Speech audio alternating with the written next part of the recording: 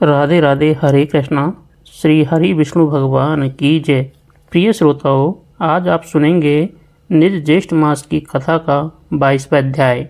यदि आप भी भगवान विष्णु की कृपा पाना चाहते हैं तो वीडियो को लाइक करें, कमेंट में राधे राधे अवश्य लिखें और चैनल को सब्सक्राइब करके हमारे साथ जुड़े रहें। अब आइए सुनते हैं ज्येष्ठ निज मास महात्म्य का 22वां अध्याय तथा जानते हैं आज का शुभ पंचांग। आज दिनांक 22 जून 2026 है, दिन सोमवार है। आज ज्येष्ठ मास के शुक्ल पक्ष की अष्टमी तिथि रहेगी। अष्टमी तिथि भगवान श्री कृष्ण एवं देवी उपासना के लिए अत्यंत शुभ मानी जाती है। धर्म, कर्म, जप, तप और दान करने से विशेष पुण्य की प्राप्ति होती है। ब्रह्म मुहूर्त प्रातः लगभग 4:05 से 4:53 तक रहेगा। इस समय किया गया भगवान का स्मरण और नाम जप अनेक गुना फलदायी माना गया है। सूर्योदय प्रातः लगभग 5:24 पर होगा। सूर्यास्त सायं लगभग 7:22 पर होगा। आज उत्तरा फाल्गुनी नक्षत्र का प्रभाव रहेगा। यह नक्षत्र पुण्य कर्म, दान, सेवा, धर्म और शुभ कार्यों के लिए अत्यंत मंगलकारी माना जाता है। राहु काल प्रातः लगभग 7:08 से 8:52 तक रहेगा। इस समय नए शुभ कार्यों का आरंभ करने से बचना चाहिए। अभिजीत मुहूर्त दोपहर लगभग 11:55 से 12:51 तक रहेगा। यह समय सभी प्रकार के मांगलिक एवं शुभ कार्यों के लिए उत्तम माना गया है। बोलिए श्री हरि विष्णु भगवान की जय। प्रिय श्रोताओं, आइए पहले हम आपको नारद जी की एक बहुत अच्छी कथा सुनाते हैं। एक बार नारद मुनि ने भगवान विष्णु से पूछा, हे प्रभु, आपका सबसे प्रिय भक्त कौन है? नारद जी को विश्वास था कि भगवान उनका ही नाम लेंगे, क्योंकि वे दिन रात नारायण नारायण का जाप करते थे। लेकिन भगवान मुस्कुराए और एक छोटे से गांव में रहने वाले किसान का नाम लिया। नारद जी को आश्चर्य हुआ। वे तुरंत उस किसान को देखने पहुँचे। उन्होंने देखा कि किसान सुबह उठते ही एक बार भगवान का नाम लेता, फिर पूरे दिन खेतों में मेहनत करता और रात को सोने से पहले फिर एक बार भगवान का स्मरण करता। नारद जी सोचने लगे, यह तो दिन में केवल 2 बार भगवान का नाम लेता है, फिर भी प्रभु इसे अपना प्रिय भक्त क्यों कहते हैं? जब नारद जी वापस भगवान के पास पहुँचे तो भगवान ने उन्हें तेल से भरा एक पात्र दिया और कहा, इसे लेकर पूरे नगर का चक्कर लगाओ, लेकिन ध्यान रहे कि तेल की एक बूंद भी नीचे न गिरे। नारद जी पूरे ध्यान से नगर का चक्कर लगाकर लौट आए। तब भगवान ने पूछा, बताओ इस दौरान मेरा नाम कितनी बार लिया? नारद जी बोले, प्रभु, मेरा सारा ध्यान तेल पर था, इसलिए आपका नाम नहीं ले पाया। भगवान मुस्कुरा कर बोले, हे नारद, वह किसान संसार के हजारों कामों के बीच भी दिन में 2 बार पूरे प्रेम से मेरा स्मरण करता है। मुझे दिखावा नहीं, सच्चे मन का प्रेम प्रिय है। प्रिय भक्तों, भगवान को हमारी बड़ी बड़ी बातें नहीं बल्कि सच्ची श्रद्धा और निष्कपट भक्ति प्रिय है।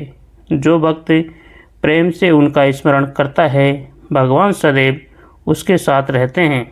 अब आइए श्रद्धा और भक्ति के साथ सुनते हैं ज्येष्ठ निज मास महात्म्य का पावन अध्याय। इस अध्याय में हम वट सावित्री व्रत का वर्णन सुनेंगे। प्रिय श्रोताओं, स्कंद जी कहने लगे कि हे ऋषियों, इस ज्येष्ठ मास की त्रयोदशी से लेकर पूर्णिमा पर्यंत 3 दिन तक का यह सावित्री व्रत कहा गया है। इसको स्त्रियां सौभाग्य के लिए करती है।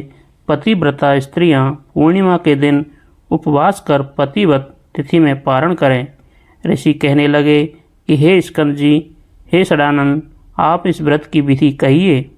स्कंद जी बोले कि हे विप्रो, ज्येष्ठ मास की पूर्णिमा के दिन पतिव्रता स्त्रियां अमृत समान जल से वट वृक्ष का सिंचन करें और सुंदर गंध, अक्षत एवं पुष्प से पूजन कर भक्ति से नमो वैभव श्वेताय इस मंत्र को जपती हुई वट वृक्ष की प्रदक्षिणा के साथ उसमें सुंदर सूत्र लपेटें।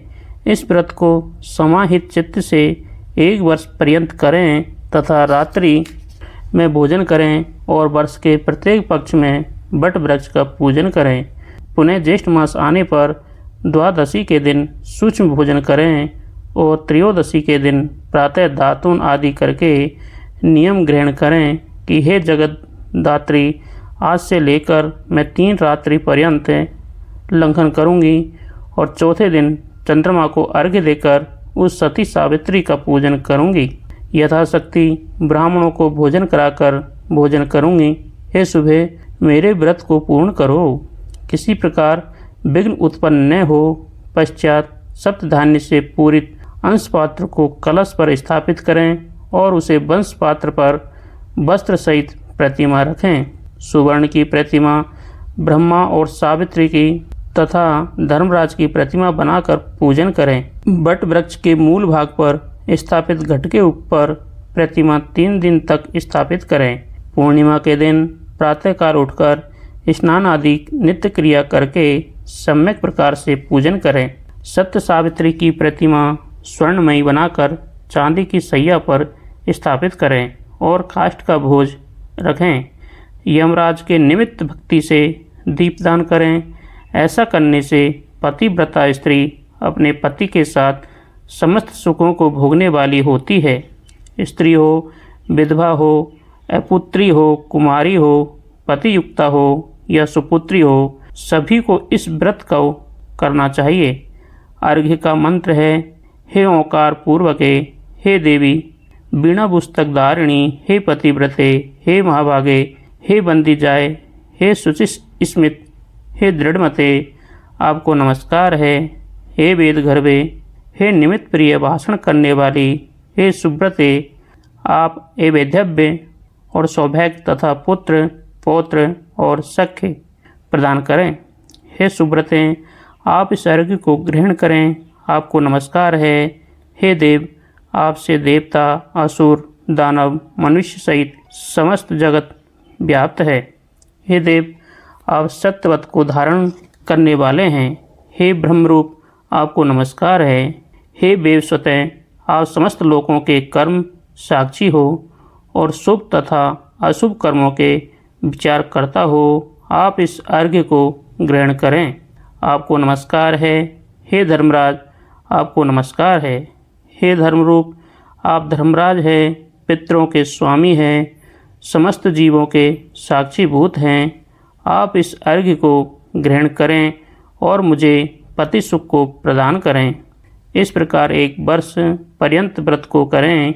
यदि कोई स्त्री असमर्थ हो तो 1 मास ही कर लें। यदि 1 मास व्रत करने की सामर्थ्य न हो तो 3 दिन का ही व्रत कर लें। इस प्रकार पवित्र आत्मा 1 मास तक उपवास व्रत करें। जो कुलांगना ज्येष्ठ मास में प्रातःकाल स्नान नहीं करती है, महान व्रत रखने पर भी उन स्त्रियों का दुर्भाग्य होता है। जैसे अपवित्र अर्क की समस्त वस्तुएं निष्फल होती है, उसी प्रकार ज्येष्ठ मास में समस्त कर्म करने पर भी स्नानादि प्रातःकाल न करने से सब निष्फल हो जाते हैं। हे ऋषियों, सावित्री के 3 दिन का व्रत तथा उसका विधान आप लोगों से कहा।